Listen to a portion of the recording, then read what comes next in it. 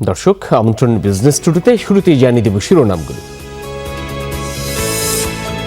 মালয়েশিয়ার শ্রমবাজার খুলতে চলতি মাসেই সমঝোতা চুক্তি সই, থাকবে না সিন্ডিকেট, জানুয়ারি থেকেই যাবে কর্মী। প্যান্ডোরা পেপারসের দ্বিতীয় নথিতেও 8 বাংলাদেশি নাম, এদের রয়েছে বিভিন্ন দেশের নাগরিকত্ব। বৃষ্টিতে ভেসে গেছে মুন্সিগঞ্জের আলু চাষিদের স্বপ্ন, হাজার হাজার হেক্টর জমিতে জমে আছে পানি। এবার মনে করছি আগর বন্যা মনে করেন লাভবান হুম, তো এইবার 3 দিনের বৃষ্টিতে মনে করেন সব তলায় গেছে গা। এখন এটি পৌঁছে গেছে, বোনার মতন আর আমার কোনো সামর্থ্য নাই।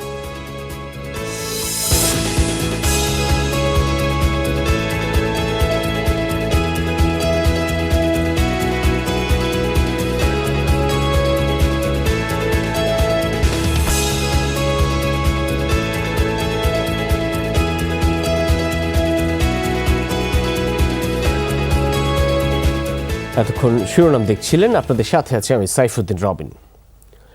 গ্রিন ফ্যাক্টরি অ্যাওয়ার্ড 2020 প্রদান এবং মহিলা কর্মজীবী হোস্টেল সহ 8টি নবনির্মিত স্থাপনা উদ্বোধন অনুষ্ঠানে বক্তব্য রাখছেন প্রধানমন্ত্রী শেখ হাসিনা। সরাসরি যাচ্ছি তাঁর বক্তব্যে। চালু রাখে এবং অর্থ উপার্জনের পথ করে দেয়।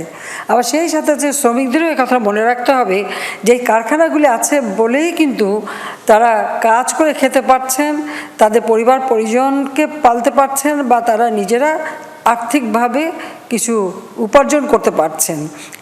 কারখানা যদি ঠিকমতো না চলে তাহলে নিজেদেরই ক্ষতি হবে।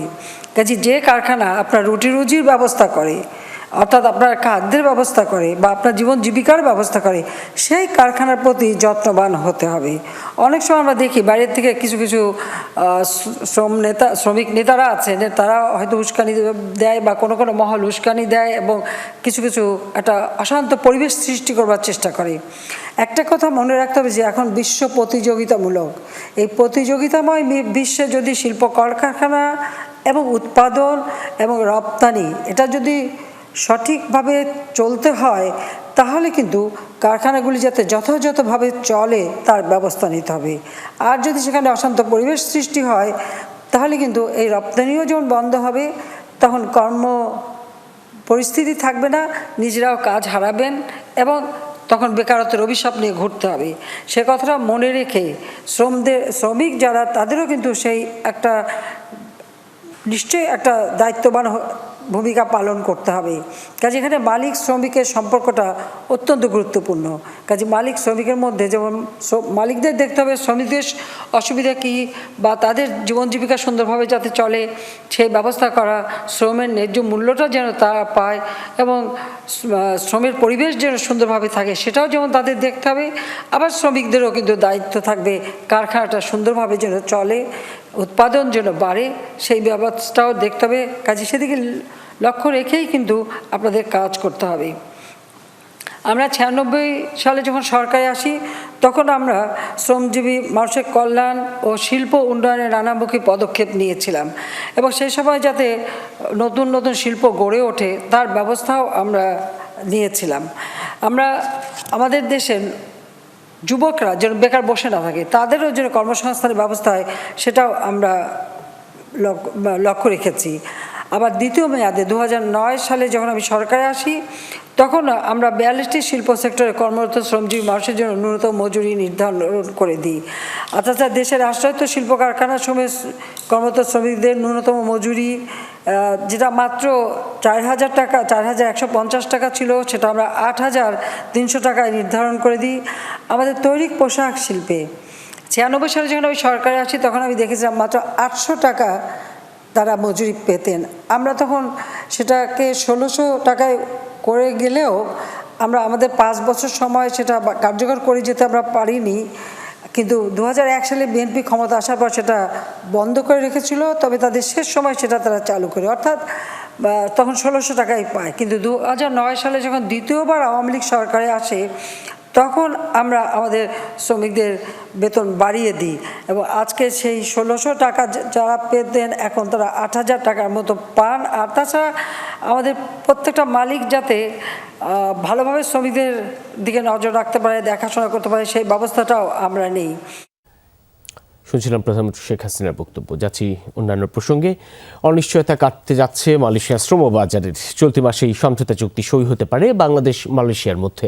আর সবকিছু ঠিক থাকলে কর্মী যাওয়া শুরু হবে জানুয়ারিতে। প্রবাসী কল্যাণমন্ত্রী ইমরান আহমদ জানিয়েছেন, এবার কোনো সিন্ডিকেট থাকবে না, সব রিক্রুটিং এজেন্সিই কর্মী পাঠানোর সুযোগ পাবেন। আলমগীর হোসেনের রিপোর্ট। 7 বছর বন্ধ থাকার পর 2017 সালে কর্মী নেওয়া শুরু করে মালয়েশিয়া, কিন্তু তার 1.5 বছরের মাথায় সিন্ডিকেট ও বাড়তি অভিবাসন ব্যয়ের অভিযোগে কর্মী নেওয়া বন্ধ করে দেয় দেশটি। এরপর কয়েক দফা চালুর উদ্যোগ নিলেও তা আটকে যায় সিন্ডিকেট ইস্যুতে। তবে চিঠি চালাচালির পর অবশেষে চূড়ান্ত হয়েছে বিষয়টি।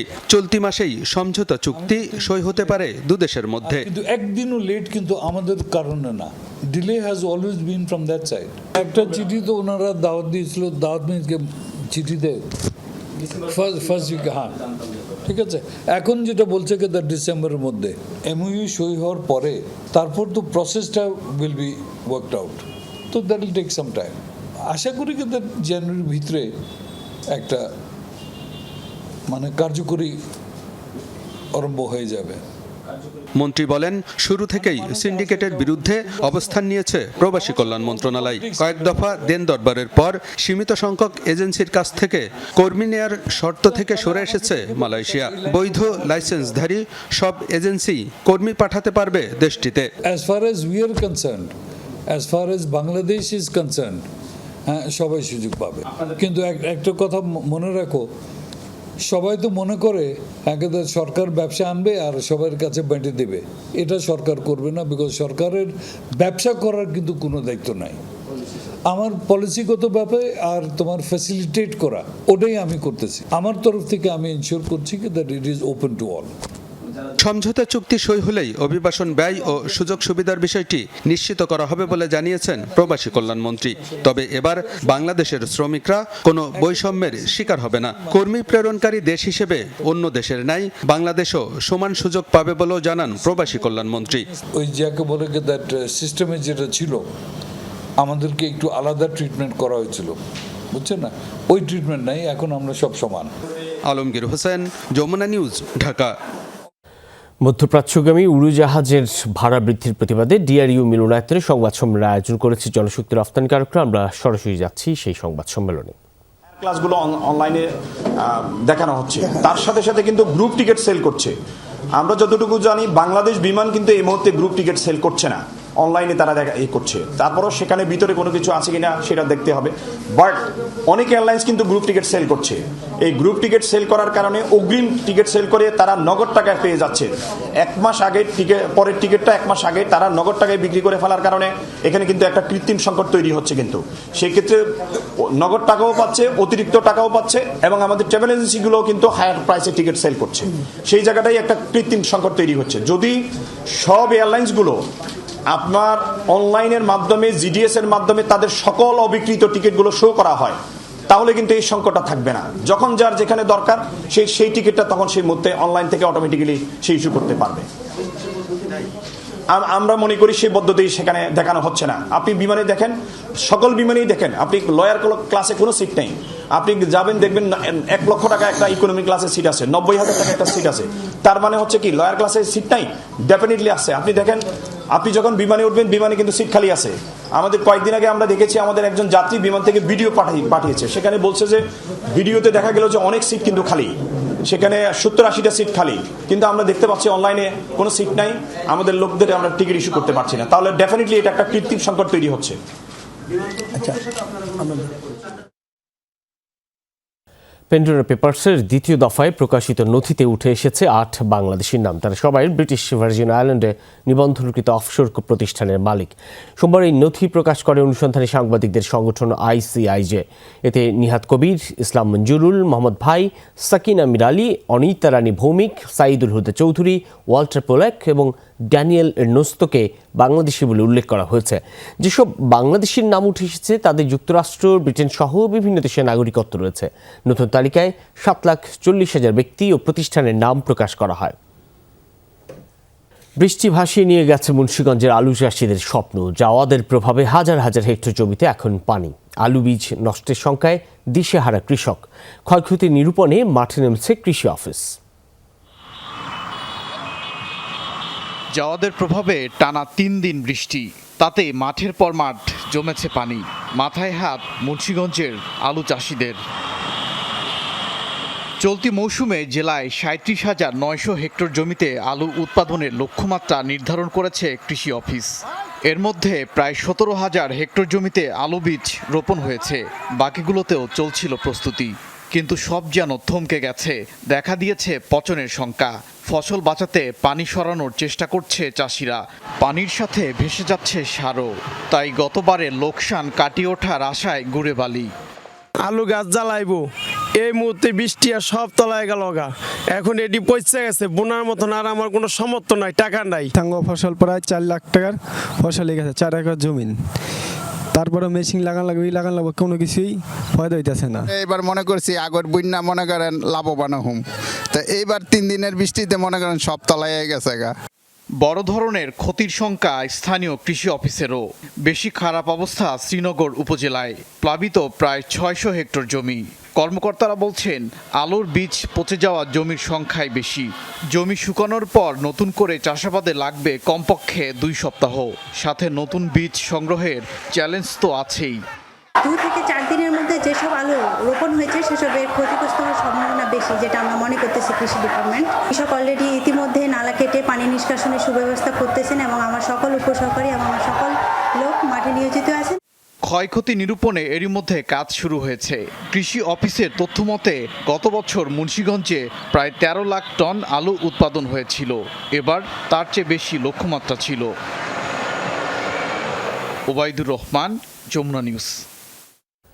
এই বিষয়ে আরেকটু জানতে আমরা যাচ্ছি মুন্সিগঞ্জে। সহকর্মী আরাফাত রায়হান সাকিব যোগ দিচ্ছেন। সাকিব, ক্ষতি নিরূপণ করতে কতটা সময় লাগতে পারে?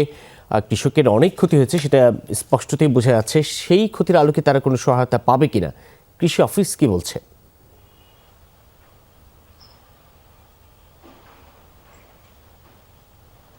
রবিন, যেমনটি বলছিলেন, আসলে কৃষকের অনেক বেশি ক্ষতি হয়েছে এবং এই যে টানা বৃষ্টিতে কৃষি জমি, যে আলু আবাদের যে বীজ রোপণ করা হয়েছিল যেসব জমি, সেই জমি যেমন লন্ডভন্ড হয়েছে, কৃষকের স্বপ্নও কিন্তু লন্ডভন্ড হয়েছে। এবং আমি যদি বলে রাখি যে ৩৭,৯০০ হেক্টর জমিতে এই বছর আলু আবাদের লক্ষ্যমাত্রা রয়েছিল এবং এই লক্ষ্যমাত্রার মধ্যে কিন্তু ১৭,০০০ হেক্টর জমিতে কিন্তু আলু আবাদ এর মধ্যেই হয়েছিল।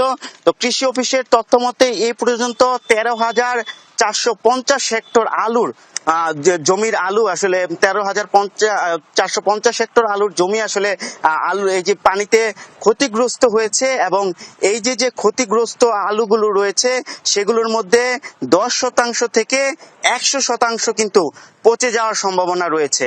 এবং এটি যদি হয় তাহলে কিন্তু এটি একটি বড় বিপর্যয়।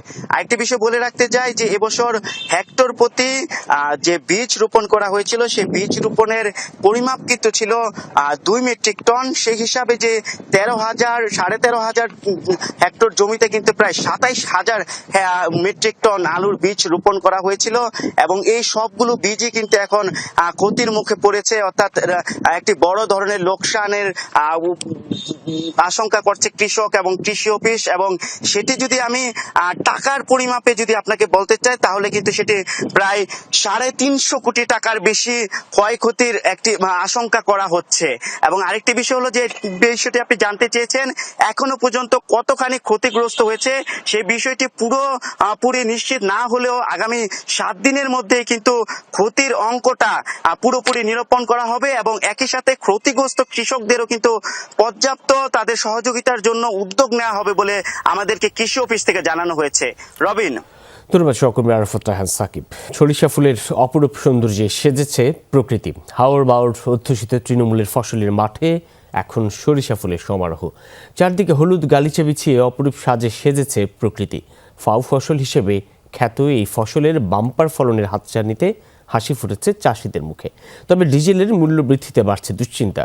কৃষি সম্প্রসারণ অধিদপ্তর বলছে উপযুক্ত মূল্য পাওয়ায় কৃষকরা সরিষা আবাদের দিকে ঝুঁকছে। প্রতি বছর কার্তিকের শেষের দিকে শুরু হয় সরিষার আবাদ। হাওর বাওর, খালবিল এবং নদী নালার চর অঞ্চলে বোরো ধান কাটা শেষে নিম্নাঞ্চলের জমি পানির নিচে তলিয়ে যায়। কার্তিকে পানি সরে গেলে শুরু হয় সরিষা আবাদ। সরিষা থেকে প্রতি বছরই বাড়তি অর্থ পেয়ে থাকেন কৃষক। দরের দামেও বেচলে পয়সা কিছু হওয়া যায়। সেটা করছি, এটা পাহো তাকে করছি, এটা এই পয়সাটাতে আমরা সংসারটা কোনো মতে টুকটাক করে চলবো। দেশের অন্যতম সরিষা ফসল উৎপাদনকারী হাওর অধ্যুষিত কিশোরগঞ্জে ফসলের মাঠে মাঠে এখন হলুদ সরিষা ফুলের হাসি। সরিষা ফুল যখন ফুটে এটা হলুদ কালিচার মতন দেখা যায়, অনেক সুন্দর জায়গা লাগে, এর জন্য আমরা আসি ছবি তোলার জন্য।